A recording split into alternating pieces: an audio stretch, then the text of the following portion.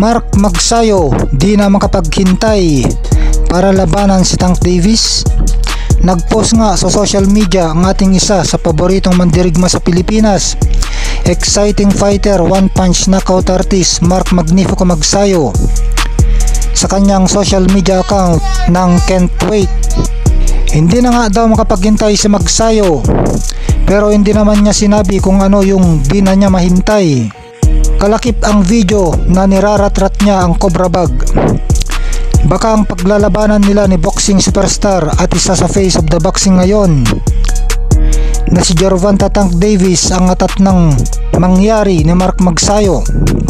Si Magsayo kasi ang inihayag na potential replacement kay Lamont Roach Jr. kung hindi makakatuloy na lumaban kay Gervonta Tank Davis sa March 1 sa Barclays Center, USA. Talaga naman exciting para kay Magsayo ang labanan si Gervonta Tank Davis in terms sa laki ng perang kikitain. $1 million ang pinag-uusapan dito. At kung ma-upset pa niya si Tank Davis, instant global superstar si Magsayo. Tingin niya mga lods, may pag-asa kayang manalo si Mark Magsayo kay Tank Davis.